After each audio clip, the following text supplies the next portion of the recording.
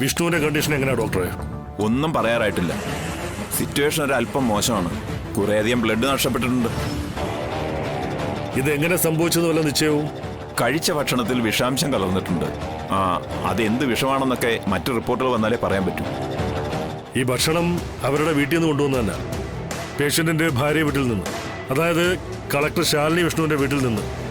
അങ്ങനെയാണെങ്കിൽ ആ വീട്ടിലെ മറ്റുള്ളവർക്കും ഇതൊക്കെ വരേണ്ടതല്ലേ? അങ്ങനെയൊന്നുമില്ലല്ലോ. ഒരാൾക്ക് കഴിക്കാൻ വേണ്ടി മാത്രമായി ആരും വീട്ടിൽ ഭക്ഷണം ഉണ്ടാക്കില്ലല്ലോ. അതില്ല. അപ്പോ ഈ റിപ്പോർട്ടിൽ എങ്ങനെയായിരിക്കും ഡോക്ടർ എഴുതുന്നത്?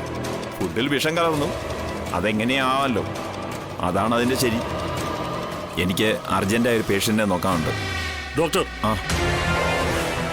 ഡോക്ടർ സാറിന് എന്നോട് സീരിയസ് ആയി പറയാനുണ്ടോ എന്തെങ്കിലും? ഉണ്ട് ഡോക്ടർ. സാറ് പറയാൻ പോകുന്നതും ആവശ്യപ്പെടാൻ സാധ്യതയുള്ളതും എന്താണെന്ന് എനിക്കറിയില്ല. എന്നാലും അഡ്വാൻസ് ആയിട്ട് ഞാൻ ഒരു കാര്യം പറയാം. എനിക്ക് ചെയ്തു തരാൻ കഴിയുന്നതേ ചോദിക്കാവൂ. ഇത് ഡോക്ടറെ കൊണ്ട് ചെയ്തു തരാൻ കഴിയുന്നതാണ്. എങ്കിൽ പറഞ്ഞോളൂ, എന്താണ് ഞാൻ ചെയ്തു തരേണ്ടത്? ഡോക്ടർ, സംഭവിക്കാനുള്ളത് സംഭവിച്ചു. ഇനി മറ്റുള്ളവർക്ക് ബുദ്ധിമുട്ടുണ്ടാവാത്ത വിധം ഈ കേസ് ഒന്ന് അവസാനിപ്പിക്കണം. അതിന് ഡോക്ടർ എന്നെ ഒന്ന് സഹായിക്കണം. ഇപ്പോഴും ഞാനെന്താ ചെയ്തു തരേണ്ടതെന്ന് സാർ പറയുന്നില്ല. മറ്റൊന്നും വേണ്ട. റിപ്പോർട്ട് എഴുതുമ്പോൾ ഫുഡിൽ വിഷം കലർത്തി എന്ന് എഴുതുന്നതിന് പകരം ഫുഡ് പോയ്സൺ എന്ന് മാത്രമേ എഴുതാവൂ.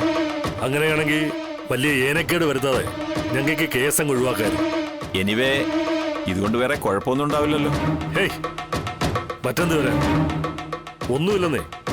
എന്തെങ്കിലും ഉണ്ടെങ്കിൽ തന്നെ അത് ഞാൻ ഹാൻഡിൽ ചെയ്തോളാം. ഓക്കെ.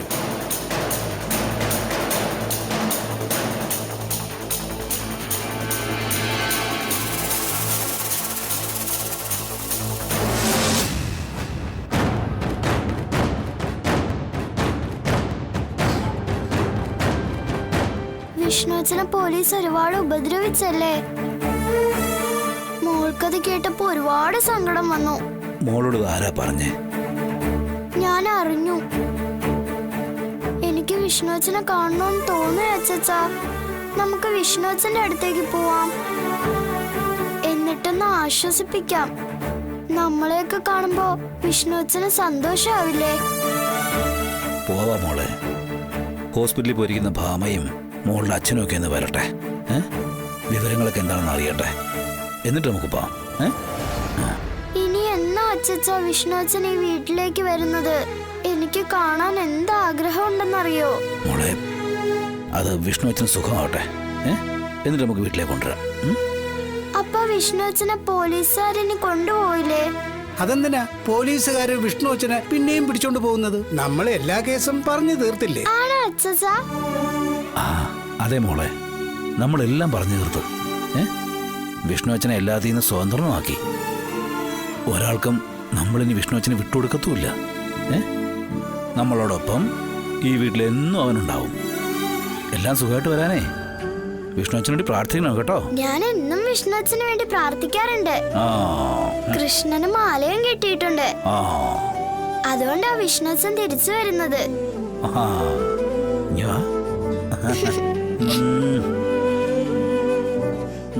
എന്റെ ചക്കര അച്ഛനാ ഉമ്മ. ഈ കുരുന്നിന്റെ സന്തോഷം നീ കാണുന്നില്ലേ കൃഷ്ണ? എന്തിനാ എന്റെ കുഞ്ഞിനെ മാത്രം ഇങ്ങോട്ട് കഷ്ടപ്പെടുത്തുന്നേ? അവനും കൂടി ഭൂമിയിൽ നിന്ന് ജീവിച്ചോട്ടെ. എന്താ അച്ഛൻ ആലോചിക്കുന്നേ? ഒന്നുമില്ല മോളെ.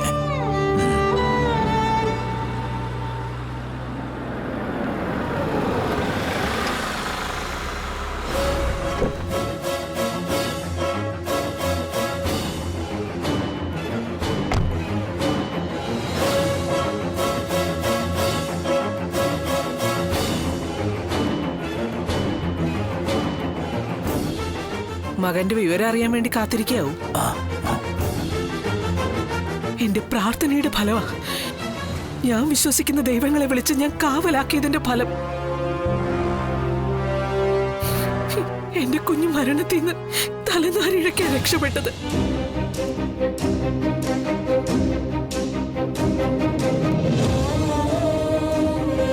അല്ല ഭാമേ, അവനെ നീ കണ്ടോ?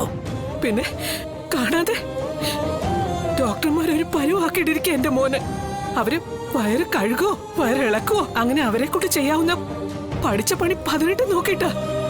എന്റെ കുഞ്ഞിന്റെ ശരീരത്ത് കയറിയ വിഷാംശം മുഴുവൻ അവര് കഴുകി കളഞ്ഞത്. രാഘവേട്ട, വേദന കൊണ്ട് അവൻ കരയുക. ഒരമ്മയ്ക്കും അത് കണ്ടു നിൽക്കാനാവില്ല. പക്ഷെ ഞാൻ കണ്ടു. എന്റെ മോന്റെ അവസ്ഥ ഞാൻ കണ്ടുകൊണ്ട് നിന്നു. അതെന്തിനാണെന്നറിയോ? എന്റെ മോനെ ഈ അവസ്ഥയിലാക്കിയവർക്കെതിരെ ശക്തിയോടെ പ്രതികരിക്കാൻ. അതിനുള്ള ശക്തി കിട്ടാൻ വേണ്ടിയാ ഞാൻ ആ കാഴ്ച നോക്കിക്കൊണ്ട് നിന്നത്. എന്ത് വിവരക്കട ഭാമി നീ പറയുന്നേ? മറ്റുള്ളവരോട് പ്രതികാരം തീർക്കാൻ സ്വന്തം മകന്റെ ദയനീയാവസ്ഥ കണ്ട് ആസ്വദിക്കുന്നോ? നിന്റെ മനസ്സ് ഇത്രയ്ക്ക് കട്ടിയാണോ? ആക്കിയതാ ഇവളുടെ കുഞ്ഞേച്ചി, അവളുടെ അമ്മയും കൂടി. രാഘവേട്ട അറിയോ, ശാലിനി നിങ്ങളെ തലയെ കെറ്റിക്കൊണ്ട് നടക്കുന്ന കളക്ടർ മാഡം തന്നെ അവളുടെ അമ്മയെ കൊണ്ട് ഭക്ഷണം ഉണ്ടാക്കിച്ച് അതില് വിഷം ചേർത്ത് എന്റെ മകനെ കൊല്ലാൻ നോക്കിയിരിക്കുന്നു. സത്യമേ, അമ്മയെ കൊണ്ടാകുമ്പോഴേ അവളുടെ നേരെയുള്ള ഒരു അന്വേഷണവും വരില്ലല്ലോ.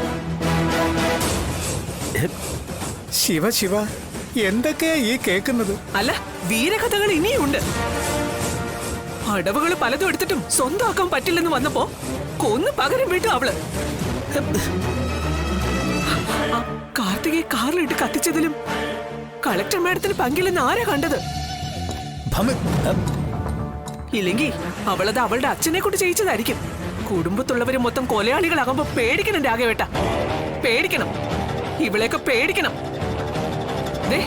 നാളെ നമ്മൾ ഇതുപോലെ ചത്തുമലച്ച് ഉറങ്ങി എഴുതേക്കാൻ പറ്റാതെ കടലിൽ കിടക്കില്ലെന്ന് ആര് കണ്ടു രാഘവേട്ട? കുടുംബശ്രീ ശാരദ ഹോട്ടലല്ല നടത്തുന്നത്, വിഷച്ചോറ് കെട്ടി കൊടുക്കുക. ഇത്രയും കാലം കൊണ്ട് ഇവളുമാരൊക്കെ എത്ര പേരെ കാലുപുരിക്ക് അയച്ചു എന്ന് വല്ല നിശ്ചയമുണ്ടോ? സത്യമേ, ഉണ്ടോന്ന്? കൊന്നവരുടെ കണക്ക് സൂക്ഷിക്കുന്ന മരണബുക്ക് വല്ലതും നിന്റെ അമ്മയുടെ മേശവലിപ്പിൽ ഉണ്ടോന്ന്? ഉണ്ടെങ്കിൽ പറ, എന്റെ മകന്റെ നമ്പർ എത്രയാണെന്ന്. അവനെ കൊല്ലാൻ നോക്കുന്നത് എത്രാമത്തെ തവണയാണെന്ന്? മതി സത്യമ്മ, ഇനി ഇത് കേട്ടു നിൽക്കാനുള്ള ത്രാണി എനിക്കില്ല. ഞങ്ങൾ അമ്മയും മക്കളും അന്നം കൊടുത്ത് ജീവിച്ചവരാ.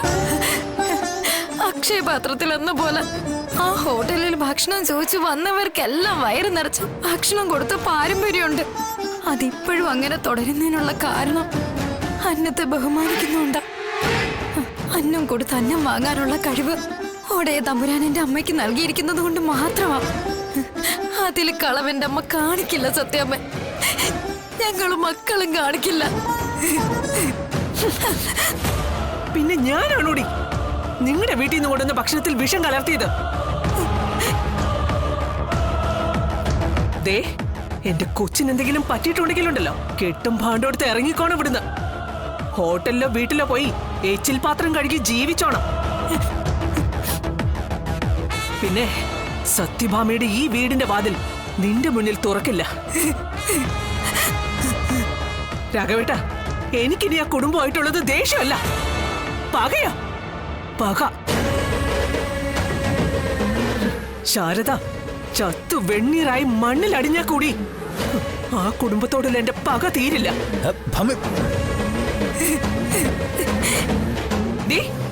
ഈ പൂങ്കണ്ണീരിൽ എന്റെ മക്കള് വീഴുമായിരിക്കും, പക്ഷേ സത്യഭാമയെ വീഴ്ത്താൻ കണ്ണീന്ന് കടലിറങ്ങി വരണം. കടല് പറ്റുമോ നിനക്ക്? മാറി നിക്കടി, മാറി നിക്കടി അങ്ങോട്ട്. അയ്യോ,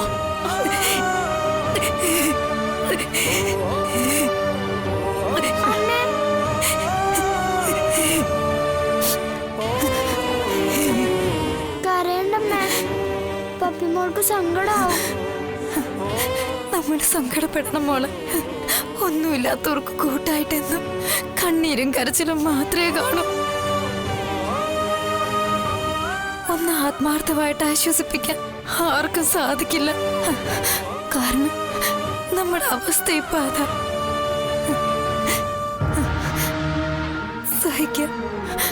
സഹിക്കാവുന്ന അത്രയും സഹിക്കാം.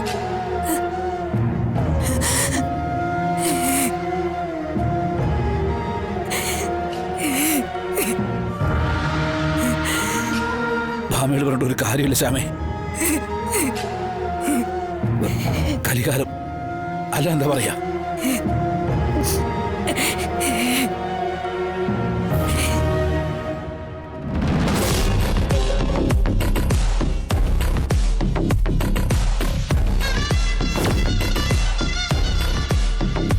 എങ്ങനെയുണ്ടടി നിന്റെ ഇവിടുത്തെ താമസമൊക്കെ? സുഖാണോ?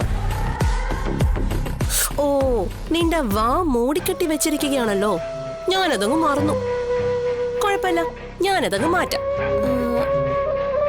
പിന്നെ ഇത് മാറ്റിയെന്നും പറഞ്ഞ് അലറിക്കരഞ്ഞാലൊന്നും ഒരു കുഞ്ഞു ഇതിനകത്തേക്ക് ഓടിക്കറി വരില്ല. ഈ കെട്ടിടത്തിന് അങ്ങനൊരു ഗുണമുണ്ട്, ശബ്ദം പുറത്തേക്ക് പോവില്ല. പിന്നെ വാ മൂടി കെട്ടിയത് അതൊരു സേഫ്റ്റിക്ക് വേണ്ടിയാ. നിന്നെ പോലുള്ള തരികിടയ്ക്ക് എപ്പോഴും 2 വടം കൊണ്ടുള്ള കെട്ട് നല്ലതാ. ഇല്ലെങ്കിൽ നീ നിന്റെ അലിക്കുലത്ത് സ്വഭാവം കാണിക്കും. എന്നെ എന്തിനാ ഇങ്ങനെ ദ്രോഹിക്കുന്നേ? ആ, ഈ ചോദ്യം നിന്നോടല്ലേ എല്ലാരും ചോദിക്കാറുള്ളത്. കാലചക്രം ഒന്ന് തിരിഞ്ഞപ്പോ വാദി പ്രതിയായെന്ന് കരുതിയാ മതി. ഈ ഭൂമിയിൽ തന്നെയാ സ്വർഗവും നരകവും എന്ന് വിശ്വസിക്കുന്നവളാ ഈ മധുശ്രീ. സത്യഭാമയുടെ ഒപ്പം ഭാവി മരുമകളാകാൻ കച്ചകെട്ടി നീ നിന്നില്ലേ? അതാണ് നിന്റെ ജീവിതത്തിലെ ഏറ്റവും മനോഹരമായ ദിനങ്ങൾ.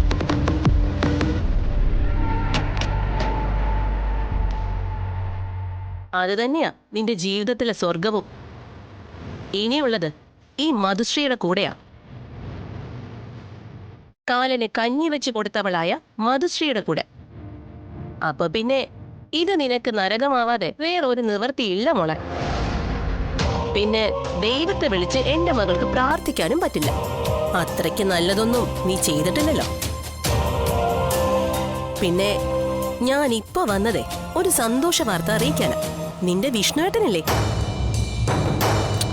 ആ, അത് പറയും പോലെ നിന്റെ അല്ലല്ലോടി, ശാലിനിയുടെ വിഷ്ണുവേട്ടനല്ലേ? അല്ല, കുറെ ദിവസങ്ങൾ നിന്റെ ഉള്ളിലും പ്രേമത്തിന്റെ വിത്തുകൾ മുളപ്പിച്ചതാണല്ലോ. അവനെ ഞങ്ങളങ്ങ് കാലപുരിക്കയക്കാൻ തീരുമാനിച്ചു. ഇപ്പോ അവ ഹോസ്പിറ്റലിലാ, രക്തം ഛർദ്ദിച്ചോണ്ടിരിക്കുക. ഹോസ്പിറ്റലിൽ നിന്ന് അറിയാൻ കഴിഞ്ഞത് ഏതാണ്ട് അവന്റെ വായ്ക്കരി എത്താറായെന്ന. മൊത്തത്തില് വീട്ടുകാരെയൊക്കെ ഒന്ന് അറിയിച്ചേക്കാൻ പറഞ്ഞേക്കുവാ. ഈശ്വര, വിഷ്ണുവേട്ടനൊരു ആപത്തും വരുത്തരുത്. അവനൊരു ആപത്തും വരുത്താതെ മുകളിലേക്കെടുക്കാൻ അവർക്കറിയാടി. ഇനി എന്തായാലും അവൻ അതിന്ന് തിരിച്ചു വന്നിട്ട് വലിയ കാര്യമൊന്നുമില്ല. കുടലും പണ്ടവും വരെ ഛർദിച്ച് പുറത്തു വന്നെന്നാ ഞാൻ കേട്ട റിപ്പോർട്ട്. അത്രയ്ക്ക് കൊടിയ വിഷമല്ലേ ചോറിൽ ചേർത്ത് കൊടുത്തത്. അതിന്റെ കുറച്ച് ബാക്കി ഇരിപ്പുണ്ട്. അല്പം കഴിച്ചാലോ? ഒന്നിച്ച് കല്യാണം കഴിച്ച് ജീവിക്കാനോ കഴിഞ്ഞില്ല. ഒരു പട്ടടയിൽ ഒന്നിച്ച് വെന്ത് തീരാനുള്ള ഒരു അവസരം ഞാനായിട്ടുണ്ടാക്കി തരാത്. എന്നെ എന്തിനാ ഇങ്ങനെയിട്ട് കൊല്ലാക്കൊല്ല ചെയ്യുന്നേ? എന്നെ തുറന്നു വിട്, ഞാൻ എവിടെയെങ്കിലും പോയി രക്ഷപ്പെട്ടോളാം. നിങ്ങളുടെ ആരുടെയും കൺമുന്നിൽ പോലും ഞാൻ വരില്ല. അങ്ങനെ നിന്നെ രക്ഷപ്പെടുത്താൻ വേണ്ടിയിട്ടൊക്കെയാണോടി ഇത്രയൊക്കെ ഞങ്ങൾ കഷ്ടപ്പെട്ടത്. നിന്നെ നോക്കി ഞങ്ങൾ ഇവിടെ ഇരിക്കുന്നതും. നീ പിടയ്ക്കാതെ, നിന്റെ നമ്പരും വരും. അതുവരെ നീ ഒന്ന് വെയിറ്റ് ചെയ്യ്. അറുക്കാനിട്ടിരിക്കുന്ന മാടിനെ കണ്ടിട്ടില്ലേ? അറുക്കുന്നതിന് തൊട്ടു മുൻപ് വരെ നമ്മളതിന് വയറ് നിറച്ച് ഭക്ഷണം കൊടുക്കും. മാട് എന്താ കരുതുക? വളർത്തുന്നവന് സ്നേഹം ചുണ്ടിലൂറി നടക്കുകയാണെന്ന്. ഒന്നുമില്ല, അറുക്കുന്നതിന് മുൻപുള്ള പതിവ് കലാപരിപാടിയാ. അതുപോലെ തന്നെയാ ഇതും. നിന്നെ കൊണ്ടുള്ള ആവശ്യം കഴിഞ്ഞ നിന്റെ ഗതി ഇത് തന്നെയാ. മധുശ്രീ, എനിക്കറിയാം ഞാൻ ചെയ്തിട്ടുള്ള തെറ്റുകളുടെ ആഴം. അതിന്റെ പ്രതിഫലനമാ ഞാൻ ഈ അനുഭവിക്കുന്നതല്ല. അതിനെന്നെ പ്രേരിപ്പിച്ചത് നീയാ. അപ്പോ അതിനെനിക്ക് ദൈവം തന്ന ശിക്ഷ ഇതാണെങ്കിൽ നിനക്കെന്തായിരിക്കും വരാൻ പോകുന്നതെന്ന് നീ ഒന്ന് സങ്കല്പിച്ചു നോക്ക്. വെള്ളം ഇറങ്ങി ചാവില്ല നീ. ഇത്രയും ക്രൂരമായി ഞാൻ പറയുന്നത് അത്രയും സങ്കടം മനസ്സിലുള്ളതുകൊണ്ടാ. നിന്റെ സമയം ഏതാണ്ട് തീരാറായി കാർത്തികേ. ഇനി നിന്റെ നാവ് ഒരിക്കൽ കൂടി എന്റെ നേരെ ശാപവാക്കുകളുമായി തിരിഞ്ഞ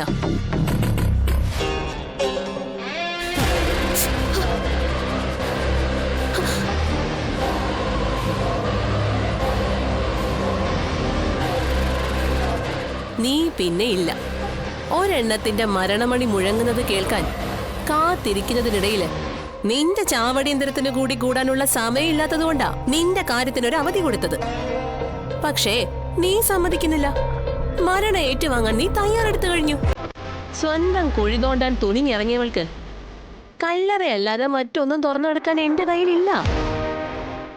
അതുകൊണ്ട് വെയിറ്റ് ചെയ്യാം. ഹോസ്പിറ്റലിൽ കിടക്കുന്ന ലവന്റെ മരണവിവരം ഒന്ന് അറിയട്ടെ. എന്നിട്ടാവാം നിന്റെ കൊരവള്ളി പൊട്ടിക്കുന്ന ചടങ്ങ്. അതെല്ലാം ദേ എന്റെ ഈ കൈകൊണ്ട് വേണോന്ന് വാശി പിടിക്കുമ്പോഴാ സങ്കടം. നിന്റെ ജീവന്റെ ഒടുക്കവും എന്റെ അക്കൗണ്ടിൽ തന്നെ വരട്ടെ. ആ വിഷ്ണുവിന്റെ മരണറിയിപ്പൊന്ന് വന്നോട്ടെ. എന്നിട്ട് ഞാൻ നിന്റെ മരണപത്രത്തിൽ ഒപ്പിടാം.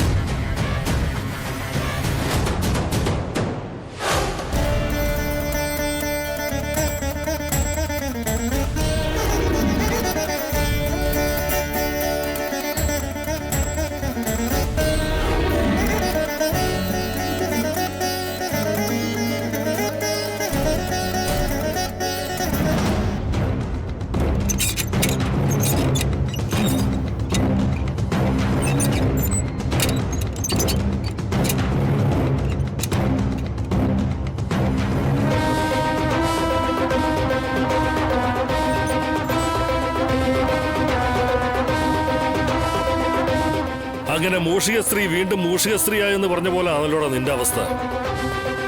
നിന്നെ കാലിനും വേണ്ടിയോടാ. ആ പുള്ളി വിചാരിച്ചു കാണും തല്ലിപ്പൊളിയാ കൊണ്ടുപോയ സ്വസ്ഥത കിട്ടുകയല്ലാന്ന്. എടാ വെറുതെ മനുഷ്യന്റെ എത്ര സമയം നീ മെനക്കെടുത്ത് വെച്ചത്. എന്നാ പട ചത്തോ അതുമില്ല. ചാകും പറഞ്ഞ് ഡോക്ടർ വരെ സന്തോഷിപ്പിച്ചു. അവസാനം പുള്ളിയും കൈമലർത്തി.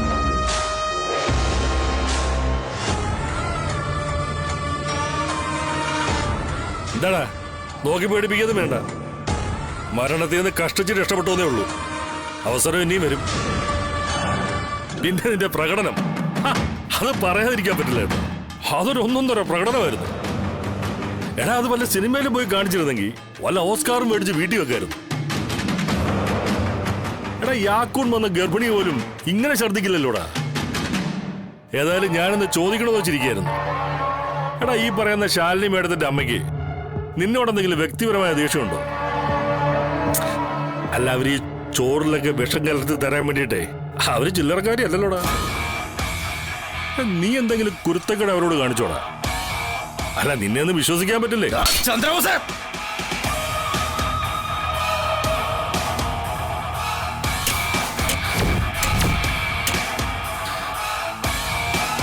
ഞാൻ വല്ലാത്തൊരവസ്ഥയിലാണ് നിൽക്കുന്നത്. വെറുതെ എന്നെ കൊണ്ട് നിന്നെ ഇവിടെ സുവാസന കൊണ്ടുവന്നേടാ ഞാൻ. എണ്ണ തോണി കിടക്കണോ എനിക്ക്?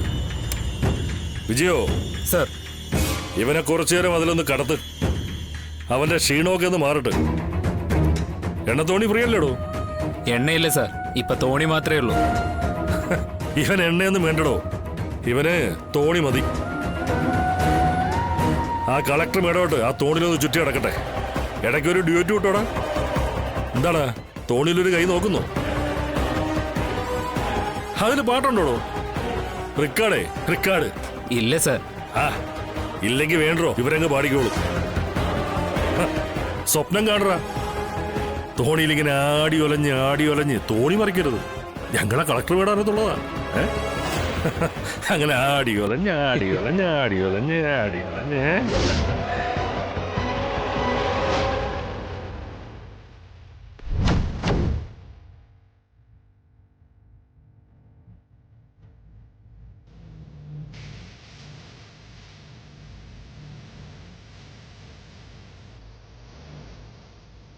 മേഡം. അല്ല മേഡം, ഞങ്ങള് അവനൊരു എന്റർടൈൻമെന്റ് ആയിക്കോട്ടെന്ന് വിചാരിച്ചു. ഞങ്ങള് തമാശയൊക്കെ പറഞ്ഞിങ്ങനെ. പിന്നെ തമാശയൊക്കെ പറഞ്ഞ് പൊട്ടിച്ചിരിപ്പിക്കാൻ പറ്റിയൊരു പ്രായം. പോലീസ് ഫോഴ്സിനെ മൊത്തത്തിൽ നാണം കെടുത്താനുള്ള പരിപാടിയിൽ ഇറങ്ങിത്തിരിച്ചിരിക്കുകയാണല്ലേ? ആ തൊപ്പിയിൽ വെച്ചിരിക്കുന്ന മുദ്രയുടെ മഹത്വം എങ്കിലും കാണിക്കണം മിസ്റ്റർ ചന്ദ്രബോസെ, വല്ലപ്പോഴുമെങ്കിലും. ഇല്ലെങ്കിൽ സ്വയം തോന്നും ഈ ജന്മം പാഴായി പോയല്ലോ എന്ന്. കളക്ടറേറ്റ് ഇങ്ങോട്ട് മാറ്റേണ്ടി വരുമെന്നാണ് തോന്നുന്നത്. മിസ്റ്റർ ACP എന്തെങ്കിലും പറഞ്ഞായിരുന്നോ? ഈ പറഞ്ഞാലും പറഞ്ഞില്ലെങ്കിലും ഞാൻ വേറൊരു കാര്യം പറയാം. ഒരു കളക്ടർ എവിടെ ഇരിക്കണമെന്ന് തീരുമാനിക്കാനുള്ള അധികാരമൊന്നും പോലീസിലെ അസിസ്റ്റന്റ് കമ്മീഷണർക്കില്ല. പക്ഷേ ഒരു അസിസ്റ്റന്റ് കമ്മീഷണർ എവിടെ ഇരിക്കണമെന്ന തീരുമാനം കളക്ടർക്കുണ്ട്. കളക്ടർക്കേ ഉള്ളൂ. അത് ഇടയ്ക്കൊന്ന് ഓർമ്മിക്കുന്നത് നല്ലതാ. ഓർത്താ ഈ മറഞ്ഞു കിടക്കുന്ന ബുദ്ധിയും ബോധവും ഒക്കെ ഒന്ന് തെളിയും. മേഡം,